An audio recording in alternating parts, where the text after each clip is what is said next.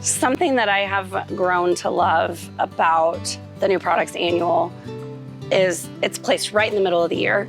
And it's just this wonderful way to take a break from our regular programming to celebrate the end products. You know, we spend all year talking about technology and innovation and operational excellence and critical issues and profiling executives.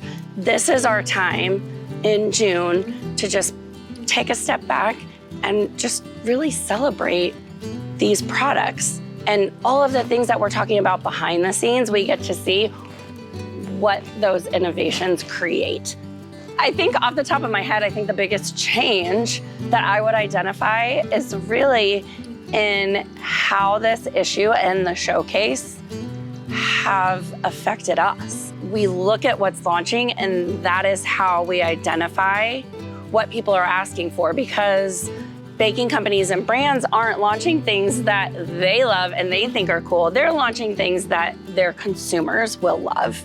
So it's really kind of helped us get a deeper understanding of the industry from a totally different perspective that doesn't come from data or research companies or traditional interviews. We're really just looking at the trends through the actions of these brands.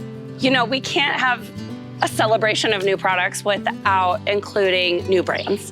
And that's something that over the past couple of years, we've really started to keep an eye out for, these emerging brands. And we have a few emerging brands in the showcase that we've featured in the magazine in previous issues. So brands like Fancy Pants and Lexington Bakes. And we also talk about in this issue what resources emerging brands need to know about in order to not only get their products on shelves, but also ensure that there's some longevity. It's really important to think about the how behind these new products and these new brands, because the why is a really easy story to tell. The how is where the challenge is. And we're talking about how they get funding, how they find a contract manufacturer, how they tweak their product, how they figure out how to scale. There's so many factors that really come into play after they execute on the why. From our perspective, from our editorial team's perspective and Avant Food Media, you know, the LTOs are a little bit bittersweet. We find some really incredible products that get us super excited and super jazzed, and then in a moment, they're gone. So in the past, we haven't included LTOs in the showcase because of that.